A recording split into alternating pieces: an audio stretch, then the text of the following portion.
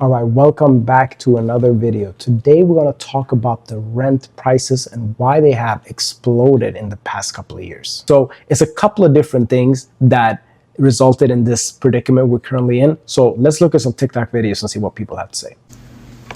Have landlords lost their minds? My roommate moved out a few months ago, so I currently live in a 2-bed, 2-bath by myself. And the price that I am paying for rent for a 2-bed, 2-bath with 2 parking spaces is the same amount of money I would be paying for a studio in Los Angeles, California. I feel like our whole perspective is warped because I hear people talking about, oh, I found a studio for $2,000, what a good deal. I just can't even process what is happening with rent costs in LA and also around the whole country. How is anybody affording rent? How? New York is not a real place to me because there's no reason why anyone would want to live in New York. 1 bed, 4 bands, 2 bed, damn near 6, studio, 3,000. Honestly, the worst place to live. Like, why are people in their 20s, late 20s, early 30s? Like, you guys need to be running out of New York as fast as possible. What is New York offering? 1 bed, 4,200 for them shit ass apartment. Come to Chicago. We got everything that New York has. I can't even fathom this. It doesn't even make sense to me. How they're even getting away with. Let me stop. How is America continuing to build all these ridiculous ass apartment complexes, but charging almost $3,000 for 1 bedroom? And who in the hell are affording to move into these ridiculously high, overpriced, expensive apartments? The national average salary is like $55,000, something like that. I'm not the best at math, but 56,000 divided by 12 is like $4.6 thousand a month. That's like 75% of your check gone if you're paying $3,000 a month for an apartment. Not to mention you got food, you got electricity bill, got car payment, car insurance, gas. You like to go shopping, get new clothes. God forbid you need a haircut every 2 weeks or you got to get your hair done. And God forbid you have fucking kids' mouths to feed. That's even double. The average income earner cannot afford these overpriced ass apartments. So who the fuck are they building these apartment complexes for? The first thing we need to remember is that during the pandemic back in 2020, the city shut down, all the cities worldwide. So what happened in New York City especially is that a lot of people decided to leave New York because if you're going to pay thousands of dollars a month for a tiny apartment, the trade-off is the nightlife and the activities and everything you can do in New York. So when the city shut down, a lot of people was like, dude, if I can't go out and enjoy the city, then why am I here? So a lot of people left. So landlords thought, in order to keep people in our buildings, let's lower the rent. Concessions, 3 months free, etc., etc. Fast forward 1 year to 2021, and the city opened up again. So everybody wanted to come back. Not only that, there was a lot of people who always wanted to move to New York, newly graduates, 25-year-olds, 24-year-olds, young people, and they thought, well, listen, rents have dropped so much in New York, now is my time to go. So we got all the people that came back, and we got a bunch of people who, this is my chance to move to New York, everything is cheap. That is what caused the initial spike in rents in 2021. Because prior to the pandemic, rents were high in New York, they've always been high, but they weren't like stupid high. They were like high, but you didn't hear people on the news talking about the rent all the time. That happened after 2020. And also New York has a lot of tourists that don't know how to negotiate. I remember years ago, I lived in Harlem. We were paying $18.50 for a 2-bedroom, 2-bath in a doorman building. Then we decided to move. I moved to Brooklyn. My roommate moved in with his girlfriend. A German couple came and they looked at our apartment and they ended up paying $2,300 a month for that same apartment. The reason they paid $2,300 a month is because they didn't know any better. They're not from here. They probably assumed that, oh, well, this is a good deal in New York. They didn't know that we paid $18.50. But because they paid $2,300 for that apartment, every apartment of that same size now costs $2,300. So all it takes is one person to pay that extraordinary amount of rent and the whole building becomes compromised. Why are the suburbs in America so unwalkable, and why do you have to drive everywhere? If that annoys you, watch this video. I'm going to explain why. America used to have very walkable suburbs up until the 1960s when new regulations called zoning laws were rolled out across the country. These started off as well-meaning and well-intentioned laws designed to prevent people from having industrial waste or a pig farm in the middle of a residential area. But it wasn't too long until they became overbearing and went well beyond their original scope. Pretty soon the neighbors would complain if there was a shop that needed to have trucks come to bring supplies. They would complain about a bar if it got a little too noisy at night, and eventually the bureaucrats just had enough. The solution the bureaucrats chose was just to separate the areas.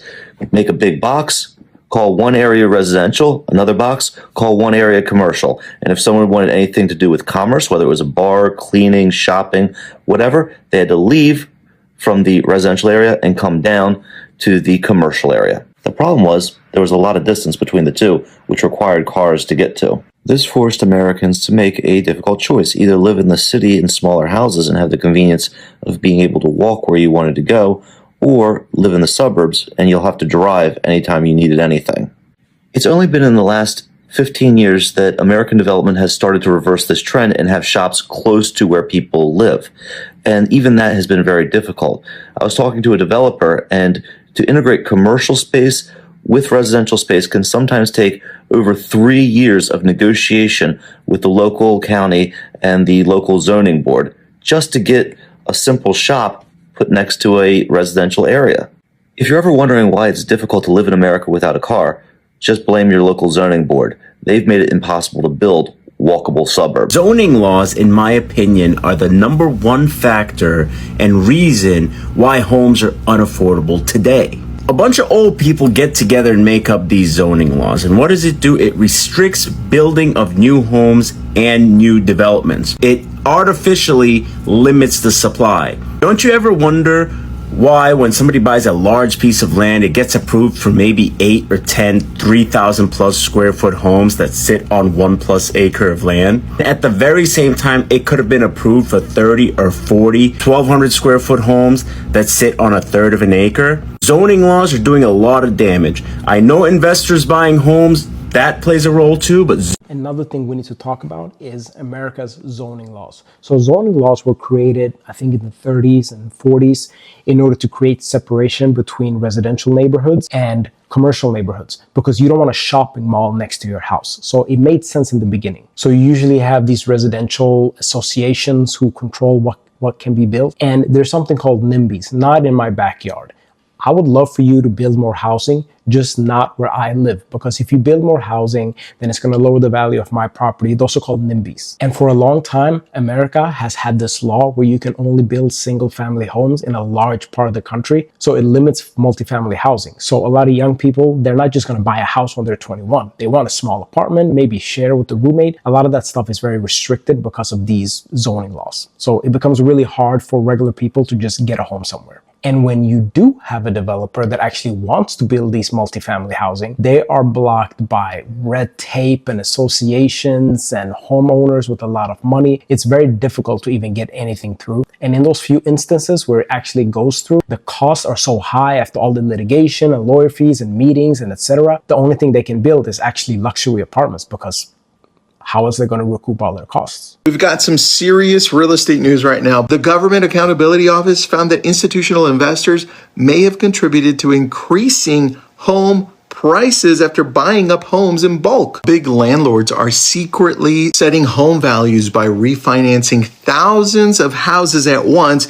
And thanks, Robin Wilson, for telling me about this. Here's how it works. Instead of getting one appraisal for one house, these giant companies bundle whole neighborhoods together. They get one massive loan from all the rent they collect from thousands of homes. Think of it like bulk buying. You get a totally different price. We just got proof this summer. KBRA rated a deal from Progress Residential called 2025 SFR3. This one loan covered 2,020 homes worth almost $779 million. When investors buy these deals, they're basically buying the rent checks from all those houses. Here's how they get the value to be higher. It's like a magic trick, but with houses. First, These big companies buy thousands of broken down houses really cheap. According to company filings analyzed by the Urban Institute, these companies spend $39,000 per house on renovations. New paint, new floors, new everything. Way more than regular people who only spend $6,300. Now the house looks way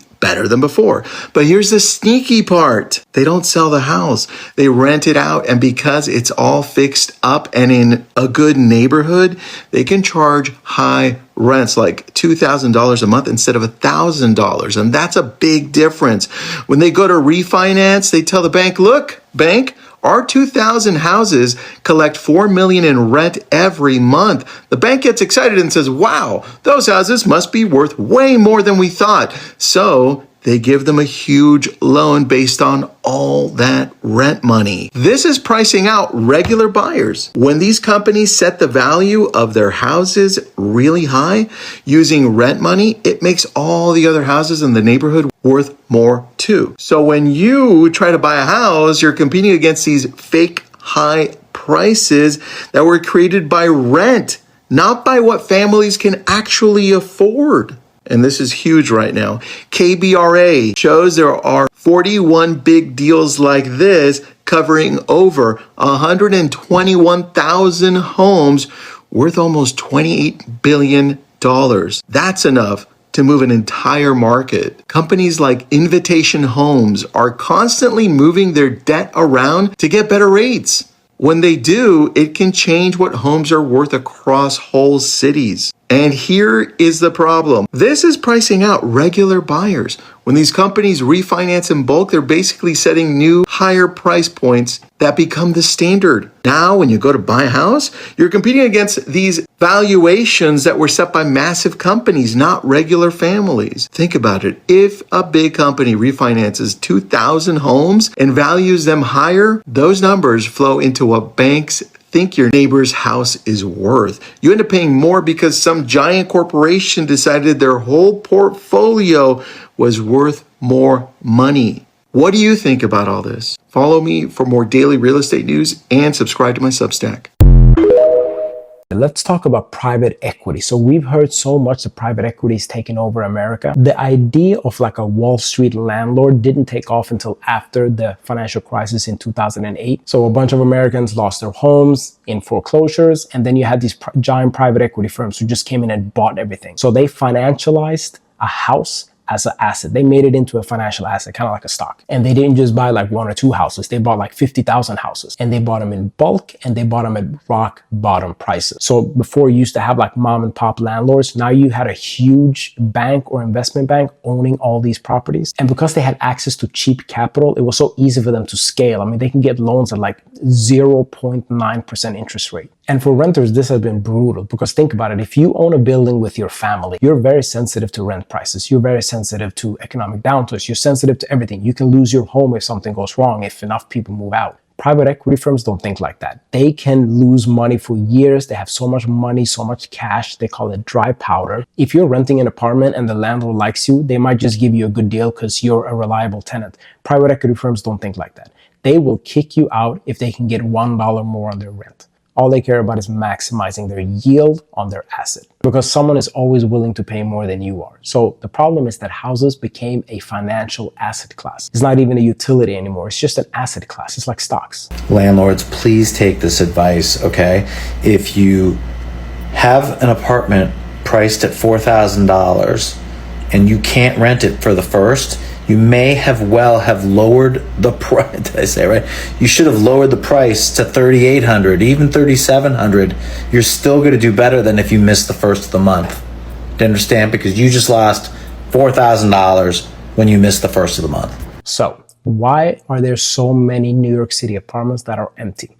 It's a few reasons. One of them is something called a cap rate. So let's say you make $100,000 a year in rental income from your building and the building is worth $1 million. That means you have a cap rate of 10%. So that's the return on equity or return on investment basically is 10%, which is high. If you lower the rents, now your income on that building is like 80. that means that 10% becomes 8%. If you want to sell the building, that means you're getting a lower price because your cap rate is lower. That's why a lot of landlords, they just give you deals. 3 months free, 2 months free, but they never lower the rent. So when you see these empty apartments, that's part of the reason. Also, a lot of landlords can claim depreciation. They basically take a portion of the value of that apartment and they write it off as an expense. And then you couple that with mortgage interest deduction. It's a bunch of different deductions that they have that can actually lower their tax bill just from having empty apartments. So having 10 empty apartments in a building can sometimes, depending on how it's structured, actually make the landlord money. And they're aware of this. They're not just keeping it empty to be a-holes. They're doing it because they can make more money sometimes from keeping the apartment empty. Just look at Billionaires Row on 57th Street. All these billionaires buy apartments and they're empty. They're just parking money there. It's a financial asset. They probably never set foot in that apartment either. And then at the same time, the apartment